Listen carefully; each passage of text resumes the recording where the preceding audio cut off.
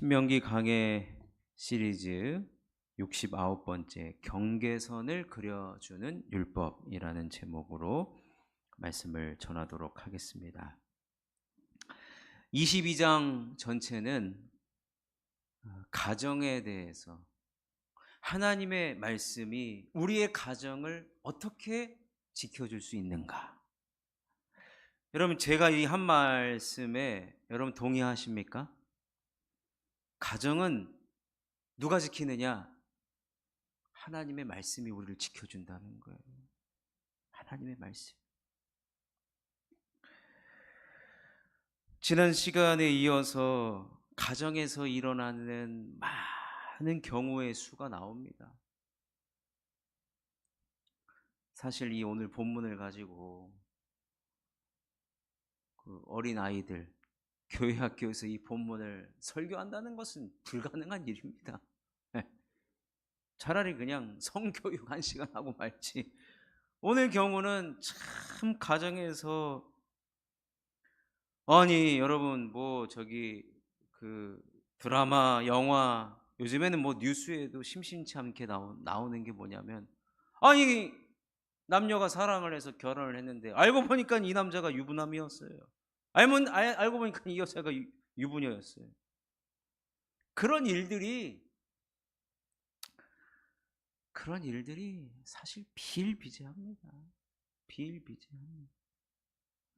그래서 제가 지난 시간에 말씀드렸잖아요. 미국의 아주 성경적으로 뛰어난 목사님에게 어떤 성도가 질문을 했다 그랬지 않습니까? 목사님이 예수님 시대의 12제자 중에 하나였으면 목사님 예수님께 질문하고자 하는 것이 무엇입니까?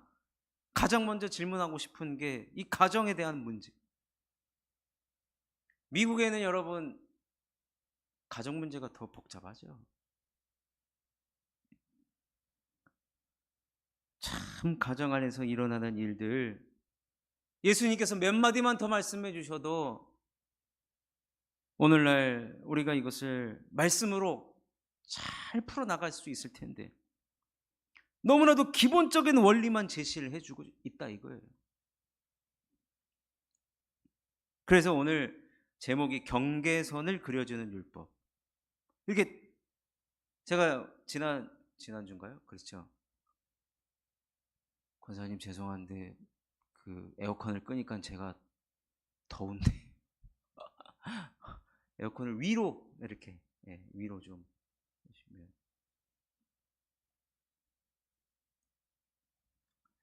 감사합니다. 모든 케이스를 여러분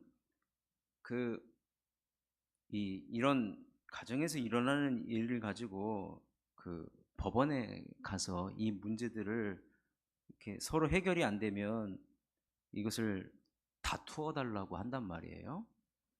그러면 거기 판사나 아니면 변호사들이 변호를 할 때 뭐가 기준이 되냐면요, 판례법이에요.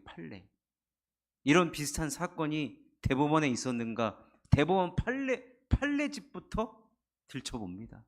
이런 일이 과연 있었는가. 그럼 그거에 비추어서 비슷한 이런 판결이 나오긴 합니다.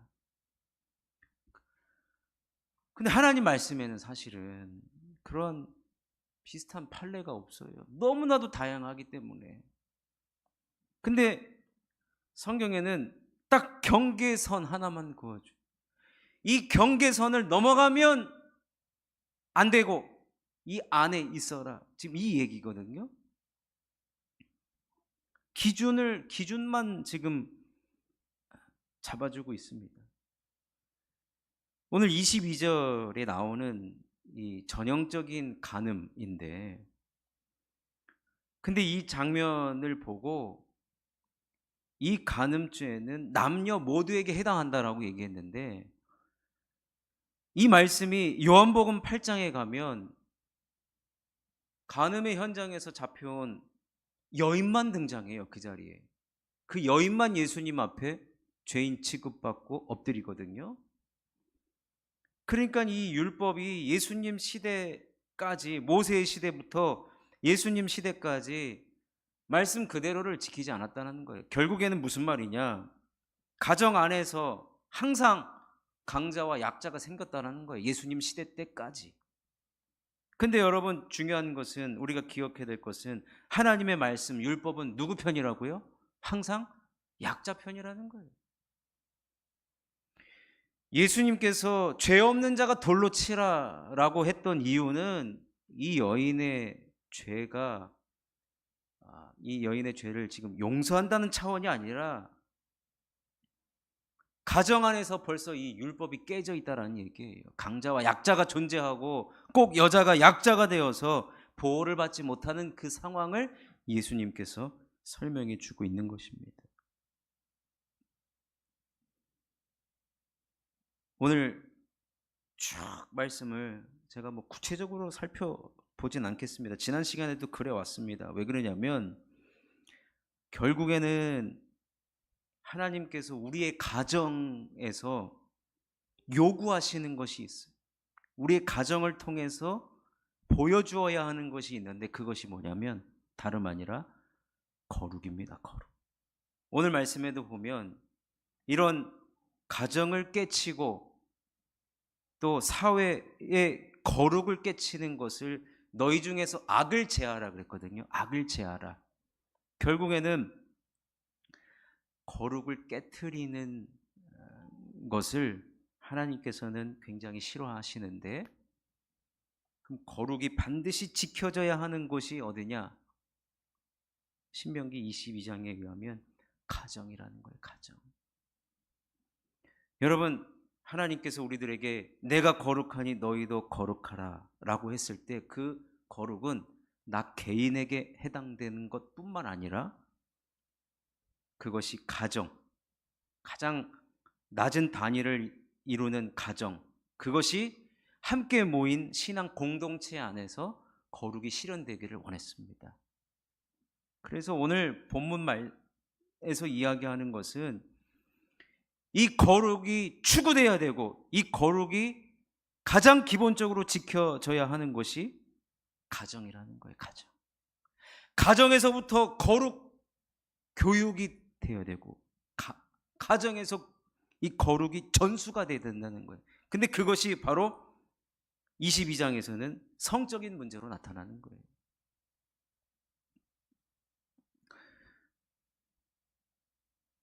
그래서 여러분 여러분 한번 보십시오. 학교에서 애들 학교 우리 초등학교만 봐도요. 요즘에는 학생 인권 조례 이런 게 있어요. 학생 인권 조례. 이게 이제 진보 정권 그 진보 교육감들이 오면서 이제 만들어졌는데 그것 때문에 뭐 좋은 점도 있죠. 학생들의 인권이 당연히 존중돼야죠. 이 얘기를 하니까 저도 예전에 중학생 때 제 소중한 이 볼따구를 선생님 손으로 맞은 적이 있어요. 우리 부모님도 때리지 않는데 소중한 볼따구를 선생님이 때렸단 말이에요. 남자 학교는요 무자비합니다. 연대 책임이라 똑바로 서 그러면 제가 뭐 표현할 수도 없고 옛날엔 그랬는데 지금 그래봐요. 사진 찍죠, 신고하죠. 학교에서 인권은 가르치는데 사실은 거룩은 가르치지 않아요. 거룩은 가르치지 않아요. 회사를 다니면서 여러분 거룩을 가르칩니까? 돈 많이 벌도록 부추기고 돈 많이 또 성과를 내야 되는 곳이 또 직장. 여러분 군대 가서 거룩을 가르칩니까? 나라만 잘 지키면 되지. 정치하는 사람들, 장사하는 사람들, 경제하는 사람들 어디 거룩을 가르칩니까? 그런 거 필요 없습니다. 돈만 잘 벌면 되고 뭐러 가도 서울만 가면 된다고 그렇게 가르칩니다. 그래서 사실은 여러분 이 땅에 유일하게 거룩을 가르치는 것은 가정과 교회밖에 없습니다. 가정과 교회. 여러분도 우리 자녀들 신앙교육할 때 반드시 거룩을 가르치셔야 돼요. 거룩을 가르치기 이전에 내가 주님을 닮아가는 거룩한 삶을 살아야지.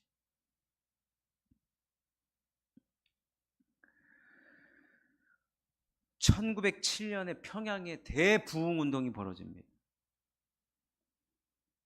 대부흥운동이 사람들이 교회에서 좀 집에 가라 그래도 안 가요. 기도하고 찬송 부르고 말씀 보고. 그러니까 말씀 사경회가 계속 이어지는 거예요. 그래가지고 1908년에는 원산까지 부흥이 확대가 되지 않습니까? 그 나중에 참 목포까지도 확산이 되는데, 이때 공통적인 특징이 있었어요. 공통적인 특징. 주로 남자들이 회개를 많이 했단 말이에요. 왜 그래요? 남자들이 죄를 많이 졌기 때문에. 그때 남자들이 주로 지었던 죄가 두 가지입니다. 첫 번째가 노름이고 두 번째가 여자 문제였어요. 그래서 가정을 늘 소홀히 하는 거예요. 집에 안 들어가요. 노름만 하고. 노름을 하다 보니까 당연히 술을 먹게 되고, 술을 먹게 되다 보니까 당연히 폭력적이고, 아내와 자식들을 막 패버리고, 이런 가정이 파괴되는 모습이 상당히 많았죠. 그런데 평양 대부흥운동이 일어난 다음에 가장 먼저 변화된 것은 회개한 본인 자신이고, 그 다음에 이 사람이 회개를 하고 나니까 어떻게 된지 아세요? 평양에요, 술집이 사라져 버립니다. 그때 역사적인 기록으로 보면은 그 장대현 교회에서부터 한 20리까지 기생집이 하나도 없어지대요. 주일날, 그리고 주일날 문 연 가게가 없대래요. 주일날 술집을 안 가면 어디로 가요? 술집, 노름, 도박집이 다 사라졌어요. 어디 가요? 집에 가는 거예요. 집에 가서 부인에게 효도하고 자녀들에게 효도하는 거예요. 그동안에 잘못했던 거 다 만회하는 겁니다. 말씀대로 살아가려고. 말씀대로 살아가는 게 뭡니까? 거룩해지는 겁니다. 거룩해지는.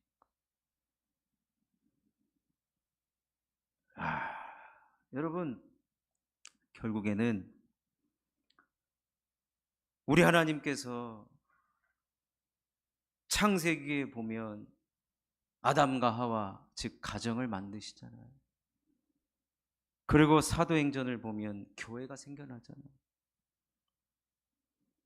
가정과 교회와 가정은 공통적으로 하나님의 뜻을 이루는 곳이어야 되고, 결국에는 그것이 거룩한 곳으로 나타나게 될 수밖에 없다는 것입니다. 오늘 본문에는 정말로 사회에 거룩을 해야 하는 여러 가지 구체적인 사건들이 등장을 합니다. 그러나 여러분, 결국에는 이런 성적인 죄를 짓는, 즉 거룩을 파괴하는 것은 내 눈과 내 귀와 또 내가 추구하는 것이 하나님의 말씀이 아니기 때문에 우리가 자꾸 넘어지는 것이거든요.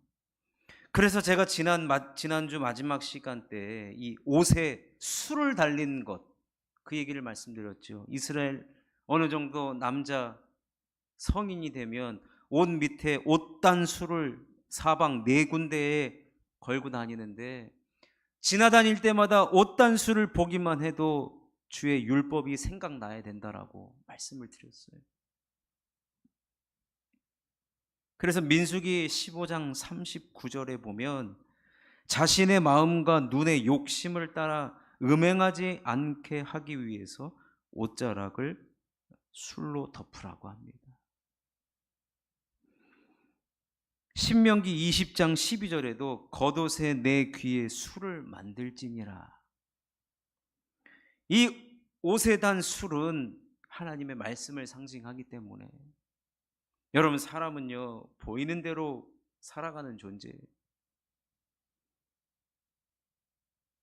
결국에는 우리가 무엇을 보고 살아가야 되느냐? 하나님의 말씀을 보고 살아가고, 하나님의 말씀을 듣고 살아가고, 그러면서 하나님의 말씀을 순종함으로 우리가 거룩을 이루는 것이. 이 거룩하지 못한 사람들의 특징은 반대로 생각하면 돼요. 눈이 닫혀 있고 또 귀가 닫혀 있고 하나님의 말씀을 귀한 것으로 여기지 않는다는 거예요. 듣지 않는 거예요. 들어도 이 귀로 듣고 이 귀로 이제 흘려버리는 거죠. 성경에 수많은 불순종의 사람들이 나타납니다. 그들에게 하나님은 돌이키고자 반드시 하나님의 사람, 선지자를 보내죠. 그런데 그거 듣고 아이고야 아이고야 회개하며 무릎을 꿇고 제가 잘못했습니다 했던 사람요? 거의 없습니다. 그 말은 뭐예요? 선지자가 아무리 들려줘도 안 듣는다는 거예요. 안 듣는다는 거예요. 목회자가 제일 허무할 때가 언제인지 아십니까? 신방을 한창 하러 갔어요. 신방하면 주의 종이 그래도 말씀으로 권면을 하잖아요. 말씀으로 권면을 합니다. 보통 연초에 그 대신방을 하게 되면 이제 이분이 작년에 보니까 주일 성수를 많이 못했어요. 그러면 주의 말씀으로 권면할 수 있잖아요. 성도님, 올해는 작년보다 예배를 좀 더 많이 드리셨으면 좋겠습니다. 하나님이 그것을 기뻐하십니다. 근데 그 자리에서는 아멘을 하죠. 근데 1년을 탁 돌아보면 너무 제가 실망이 되는 거예요. 그래서 인간적인 마음으로는 아니 내가 참 주의 말씀으로 권면했는데 하나님의 말씀을 저렇게 안 들을 수 있는가? 무시할 수 있는가? 라고 처음에는 목회자의 마음으로 생각이 들다가 그 다음에는 인간적인 섭섭한 마음이 들어요. 저도 사람이니까요. 제가 무리한 걸 요구하는 것도 아니고. 그래서 제가 이 신앙생활하는 동안에 이 귀가 닫힌다는 것은 뭐냐면 내 자아가 아직도 살아있다는 거예요. 내 맘대로 하겠다는 거예요. 내 맘대로. 여러분, 거룩을 추구하기 위해서는 내 맘대로 살면 절대로 안 됩니다. 우리는 아직까지도 육신을 추구하는 자입니다. 어떤 분이 성령 충만에 대해서 어떻게 설명을 하냐면요, 이분이 지금 구멍가게를 하는데 일수를 찍었어요. 일수. 옛날에 일수 찍었잖아요. 일수. 돈이 은행에서 이제 대출을 받지 않고 이자 비싼 걸로 빠르게 빌리다 보니까 일수를 찍었단 말이에요. 근데 일수를 찍었는데 이게 거의 한 달치를 못 찍은 거예요. 그만큼 어려운 거죠. 근데 이제 그 보통 옛날에는 그 일수 좀 이제 그 급하게 많은 돈 빌리고 이자 비싼데 하면 진짜 이제 약간 좀 어둠의 손길들 아닙니까? 근데 오늘도 돈을 달라고 왔는데 줄 돈이 없는 거예요. 근데 이제 내일 오면은 이제 이 가게를 진짜 풍비박산을 만들어 버리겠다고 으름장을 놓고 가는 거예요. 그래가지고 이분이 장사를 하다 말고 교회로 뛰쳐갔어요. 교회로 뛰쳐가가지고 기도를 했죠. 하나님 돈 좀 주세요. 왜냐면 돈 없으면 장사 이제 내일부터 이제 가게를 접어야 되니까. 근데 이분이 오후에 가가지고 밤 12시가 넘을 때까지 기도를 했는데 딱 한 가지만 기도하는 거예요. 하나님 돈 주세요. 하나님 돈 주세요. 하나님 돈 주세요. 하나님 돈 주세요. 근데 하나님 돈 주세요 한 8시간 9시간 기도하다 보니까 이분이 깨달음이 와요. 난 지금 뭘 깨달았냐면 성령 충만이라는 것이, 성령이 누굽니까? 하나님 아닙니까? 하나님만 구하면 애가 하나님으로 충만해지게. 왜냐? 이제 돈 주세요. 돈 주세요. 그러니까 내가 지금 내 마음이 돈으로 막 충만해진 거예요, 막. 그래서 12시부터 기도가 바뀌죠. 하나님, 제가 돈 대신에 돈보다 더 위대하신 하나님을 구합니다. 하나님, 제가 이제 그때부터 막 회개 기도를 하기 시작하고, 제가 그동안에 장사하느라고 예배를 소홀히 했던 것 용서해 주시고 막 회개 기도를 하고, 그 다음에 하나님, 주님은 돈 많으시죠? 그러니까 주님이 주시옵소서. 그리고 나서 이제 새벽까지 기도하고 나서 아침에 생각지도 않은 돈이 통장에 찍혀 있다는 거예요. 생각지도 않은 돈이. 이것을 너무 신나가지고 목사님한테 얘기했더니 목사님이 그 얘기를 해줬다는 거예요. 맞습니다. 성령 충만은 하나님만을 구할 때 충만하게 되는 겁니다. 그러니까 그냥 기도가 성령 충만을 주옵소서. 성령 그 기도만 여러분 계속 한다고 생각해 보십시오. 그럼 성령 충만해지는. 그러니까 지난 시간에도 말씀드렸지만 충만이라는 것은 바늘구멍 하나 꽂지 않을 정도로 빽빽한 상태, 그러니까 하나님으로 가득한 상태가 돼야지만 여러분 우리가요 하나님 말씀이 들립니다. 사실은 우리는요, 저도 아직도 그렇지만 내 고집, 내 경험이 더 앞설 때가 사실은 훨씬 많습니다. 그러면요 여러분 거룩을 추구하는데 실패할 수밖에 없어요. 오늘 나오고 있는 여러 이 하나님의 율법, 언약의 조항들은 이걸 보면 참 인간이 너무 악하다. 우리 예수님도 인간이 악하기 때문에 이 이혼법을 해석하실 때 어떻게 하셨냐면, 이혼은 본래 금지이지만 인간의 마음이 완악하기 때문에 이혼을 허용하셨다라고 할 정도입니다.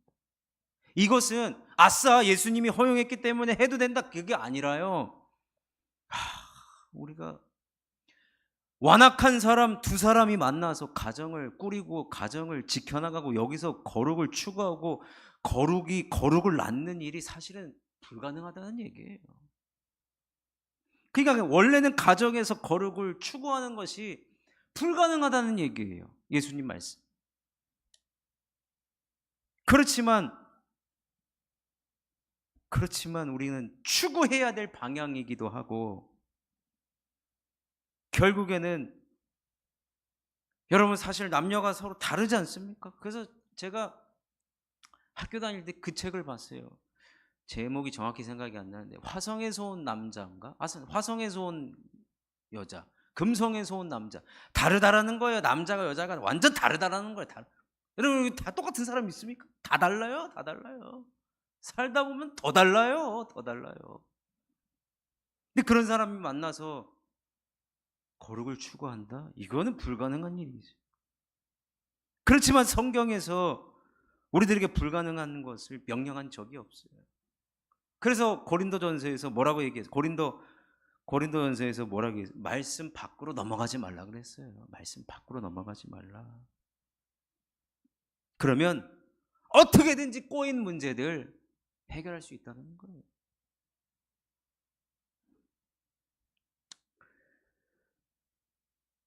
오늘 말씀을 좀 정리를 해보면, 우리 하나님은 가정을 아주 귀하게 여기십니다. 가정에서 자녀를 낳고 생명을 연장시키고 또 종족을 번성하게 하는 그것보다 더 중요한 것은 여러분 기억해야 될 게 거룩입니다. 따라서 가정을 거룩한 장소로 여기며 가정을 지켜나가는 그 일은 하나님께서 너무 기뻐하신다. 너무 기뻐하신다는 거예요. 고린도 전서, 고린도 후서를 통해 우리 다복 시리즈를 들었잖아요. 하나님은 어떤 교회를 원하시느냐? 같은 말, 같은 마음, 같은 뜻, 분열되지 않고 분쟁이 없는, 분파가 없는 그런, 결국엔 여러분 이것이 거룩한 교회입니다. 거룩한 교회. 그렇다면 가정 안에서 또 마음이 하나가 돼야 됩니다. 이게 거룩이에요. 이게 거룩.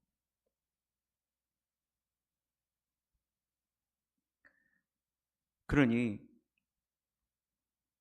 가정에서부터 여러분 거룩이 실천이 되면요, 그런 가정들이 모인 교회, 거룩한 교회가 될 수밖에 없다는 것입니다. 그러니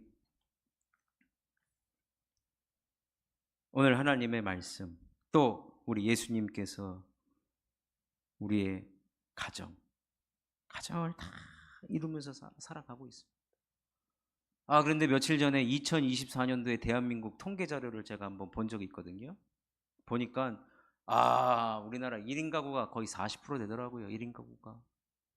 야, 이제 결혼 안 한다는 소리예요. 늦게 하든가. 그리고